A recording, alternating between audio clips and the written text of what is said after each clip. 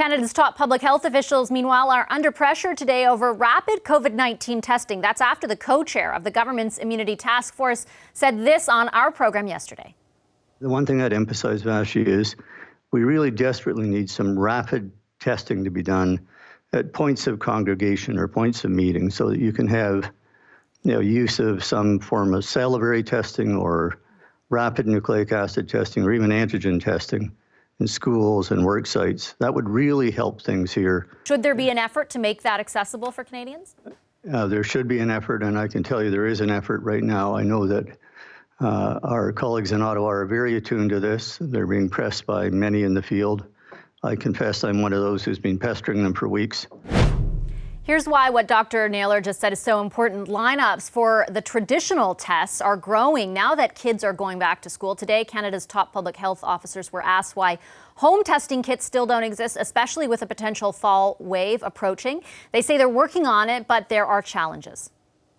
However these tests are performed, we have to be very clear as to what actions come as a result of the test. And so some of it will be making sure the public health system is ready to link with people who, for example, detect a positive, so that actual public health action can be performed. So it may mean more testing if someone came up to be positive. So all those pieces have to be at play. But I think, we all agree that we have to just keep at it in terms of acquisition. I think there's been a lot of work, as I say, behind the scenes. We're always looking at different types of testing technologies, and one of the key things is that whenever a new potential promising test technology becomes available, or at least comes to our attention, there's a lot of work to validate and see how well it performs compared to what we now know is still the current gold standard, being the PCR test. As the country waits for those rapid testing kits, Ontario Premier Doug Ford says a plan is coming to cut down on those increasing wait times at assessment centres in his province. The CBC's Megan Fitzpatrick joins us now from Toronto with more on that. Hey, Megan, another day today, more than 200 cases in Ontario. Can you sort of set the context for us, break down those numbers for us? Yeah, it's the fifth straight day of more than 200 cases in Ontario. But the good news, if there is any in these numbers, is that Ontario was back under 300. Yesterday, it was 313 cases. Today, 251. And once again, Toronto is leading the way with the most cases, 73 new cases here in this city, followed by your city of Ottawa with 51 cases. And then the Peel region, just next door to Toronto, 42 cases. Peel includes the big cities of Mississauga and Brampton. These really have been three of the hot spots in Ontario for new cases on a daily basis. Today, Premier Doug Ford saying, like he did yesterday, that a second wave of COVID-19 is coming. And he said the government is working around the clock, in his words, to prepare for that. And those preparations include, he said, stockpiling PPE, but it also does include ramping up testing. 27,000 tests were done yesterday, but the government is saying they know the demand for testing is going up, particularly as kids go back to school. And they were anticipating this, but the lineups have been very long at a lot of assessment centres in Ontario. So they're working on ramping up that testing. Here's a bit of what Health Minister Christine Elliott said about the testing capacity. People are concerned, particularly for their children going back to school. We did anticipate an increase in the lineups, but perhaps not to this extent, and so we will be ready. We are boosting our capacity at assessment centres as well as our lab testing facilities, because it's one thing to have the test, but you also need to have the test read and understand whether you have COVID or not. So we are increasing our facilities in both of those areas. And one of the things they are looking at doing, Vashi, is actually having COVID-19 tests done in pharmacies in Ontario. So that plan is in the works. Doug Ford wasn't ready to totally confirm that it's happening and going ahead, but he strongly hinted that an announcement would be coming any day on that. He did mention that he talked to the CEO of Shoppers Drug Mart today. So all signs pointing towards the testing capacity being expanded into pharmacies to help alleviate some of the pressure on those assessment centres and on the hospitals in Ontario. Meanwhile, I know part of that conversation is a lot of people in this province, and to be fair, in many provinces across the country, asking about those restrictions. Are they going to be rolled back? Are we looking at potential future shutdowns? What did Doug Ford have to say about that? What did the Premier say today? Yeah, he hinted again, like he did yesterday, that an announcement would be coming on that front too, talking about how he's been talking to the mayors of Toronto and Ottawa and Patrick Brown, the mayor of Brampton. Some of these mayors have been asking the province to impose more restrictions, potentially limiting the hours that bars can be open or changing the rules on the number of people that can get together. The province has said that the cities have the power to do that. So there's been a bit of back and forth, but it does seem that they are in communication. They're working on something. Some kind of announcement will be made in the coming days. Doug Ford expressing his frustration again today that people are flouting the rules. He says they know the rules. They're just choosing not to follow them and are continuing to be irresponsible, throwing big parties and not following the rules. Here's more of the Premier. I just asked the small percentage, the 1 or 2% are having these parties in the backyard. Guys, we just can't do it. We just can't do it. It's not from a lack of advertising. Unless you're living in a cave or you're living underneath some rock somewhere, you can't turn on the radio, you can't turn on the television without some advertising from the federal government, provincial or municipal government.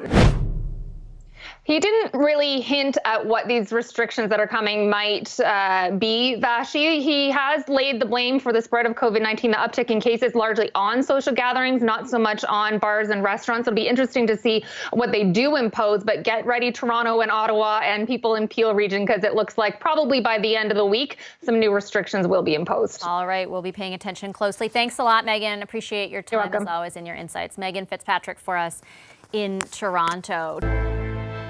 A second wave of COVID-19, it's coming. And the officials are telling us that the second wave could be more complicated than the first one. So we can't sit back, we can't wait. Ontario Premier Doug Ford there talking about what so many Canadians are concerned about, the possibility of a second wave, and reacting to another triple-digit rise in COVID-19 cases in Ontario. He says the government is hoping for the best but preparing for the worst, and the latter could mean a return, at least in part, to some sort of shutdown. Is that the direction we are headed in? Dr. Jane Philpott is a former federal health minister, now Dean of the Faculty of Health Sciences and Director of the School of Medicine at Queen's University. She joins us from Kingston. Hi, Dr. Philpott. Good to see you as always. Nice to see you too. I just wanted to start off with your initial reaction to some of the numbers that we are seeing, not only in Ontario, but normally on our watch. For example, we get updates from Alberta and British Columbia, and the numbers there have been relatively higher than they were a few months ago. How worried are you about those trends? Well, it's certainly undeniable that there has been a rise, and the last week or so has been concerning. And of course, everyone is watching for what will happen over the next couple of weeks. This is a time of transition for society with children and young adults going back to school. And so there's been a bit of geographic movement that has made things a little bit tenuous. But I think we are I don't want to put a doomsday scenario out there yet. I think that we're in a better position than we were in back in the spring in terms of the level of preparedness, the understanding of society as to how to respond, and the healthcare system has certainly made a huge number of changes to their approach that will put us hopefully in a position of being able to respond more effectively. What specifically do you think, I guess, would be an improvement to point to? Would it be testing? Would it be contact tracing? A mix of the two? Something else? Well, definitely testing, case management, contact tracing. I think pretty much across the board has improved from the situation that we were in back in the spring. But even the education around infection prevention and control that has taken place in the interim period, particularly in vulnerable settings. I'm thinking of, for instance, congregate care settings or long-term care homes, some of whom were rather caught off guard and hadn't had the appropriate training, didn't have a pathway to acquiring the personal protective equipment that was necessary for the workforce. So, there will always still be challenges going forward, but I think we're in a much better place. And I think society's awareness of our collective responsibility to take action and do the things that we all know we have to do will also help. And certainly the cases that have been taking place in the last week or so, it's a different population than what we were seeing in the spring. Yeah, and I guess that is what I wanted to drill down on with you, because there is a heightened awareness largely across society, but it appears that there is also sort of a sense of, I think Dr. Naylor on our show called it last night, COVID fatigue, right? And in particular, perhaps among that different demographic where we're seeing so much of in Ontario, the cases derive from parties or from gatherings in private homes. Like, it's not happening in long-term care homes the way it was 3 months ago when you and I were talking. It's a different scenario, as you point out. How do governments, since you of course have been a part of one at the highest level, how do governments counter that kind of fatigue? Can they really? Well, they can certainly have an impact in terms of supporting even things like the supply chain of personal protective equipment, making sure that it's there. But governments also, of course, have a large role to play in terms of messaging. And, you know, the bottom line of what public health is includes expanding education and minimizing harm. And certainly governments have a big role to play in the expanding education area and making sure that strong message is put forth there. Also, of course, encouraging groups to be able to work collaboratively together. So the kind of work that's been done in encouraging hospitals to reach out and partner with long-term care facilities and others in their community has been at the direction of provincial governments. So we've seen a huge range of initiatives that have taken place, and certainly there are a whole number of other sectors. I can speak for the hard work that's happening here at the post-secondary sector at Queen's University, where people are really working hard together to make sure that messaging is getting out to the groups that are at risk to be responsible, to do the work, to protect themselves, to keep their bubbles. And there are unfortunately always a few who don't follow along, and then appropriate steps need to be taken to make sure that we do better at getting the messaging out and work with all of our community partners to address those concerns. The pandemic has also re-energized, I think if I could put it diplomatically, that conversation between provinces and the federal government around the Canada Health transfer. I know that you were a part of the government leading the portfolio, obviously, of health when this government decided to adopt the changes to the formula that the Harper government first brought in, which involved a decrease to the escalator for that transfer. Provinces have been protesting ever since. Those protests have certainly been amplified during the pandemic. Do you think that the federal government should revisit the formula?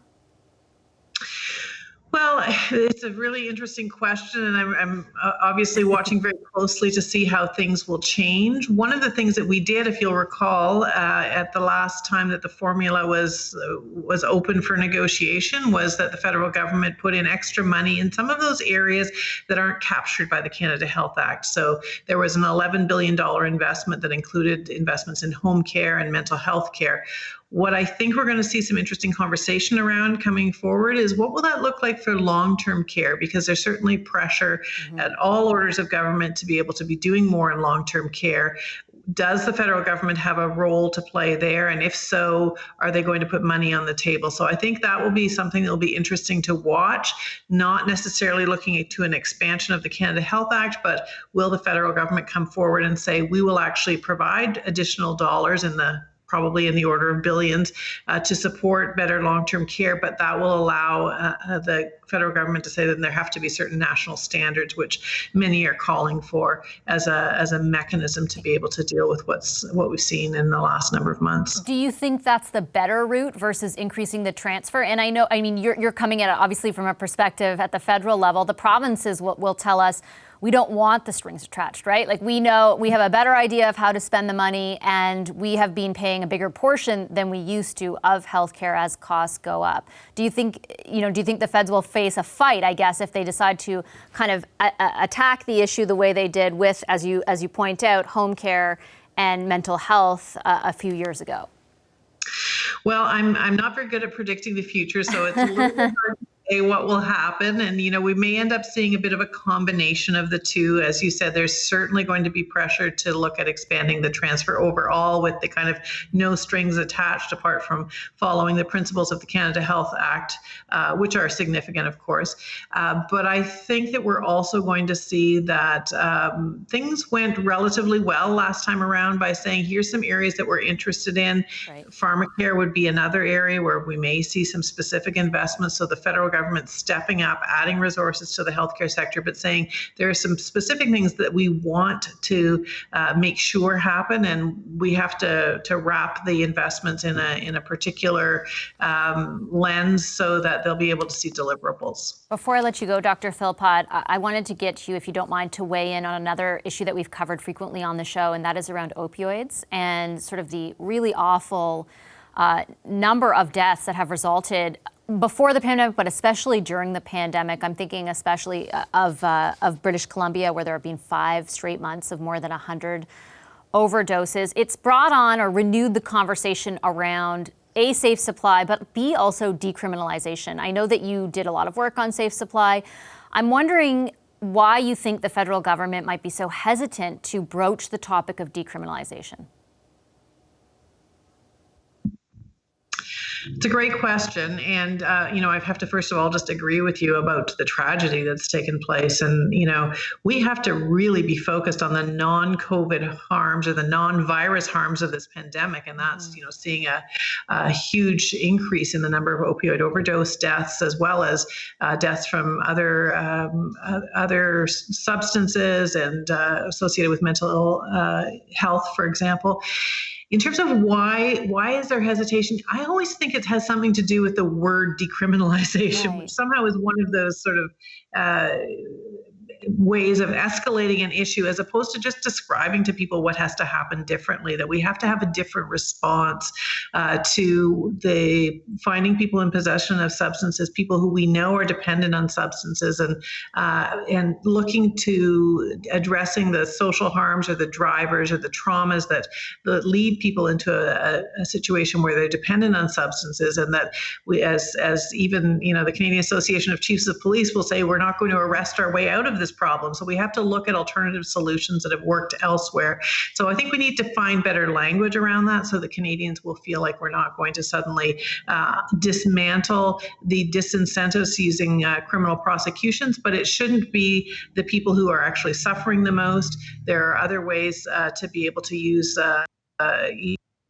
criminal provisions, but for those who actually are dependent on problematic substances and who, if they aren't able to get access to a safe supply, will go out into the streets and buy potentially poisonous substances that will kill them. So the solutions are not hard. It's the political conversation that's challenging, but I think it's achievable to get to that place. It's a good point. Language is important. Thank you, Dr. Philpott. Appreciate your time and your insights as always. Always great to talk with you, Vashi. Dr. Jane Philpott is, of course, a former federal health minister. She's now Dean of the Faculty of Health Sciences and Director of the School of Medicine at Queen's University. Hi, I'm Vashi Capellos, host of Power in Politics. See more of our show by subscribing to the CBC News channel or click the link for another video.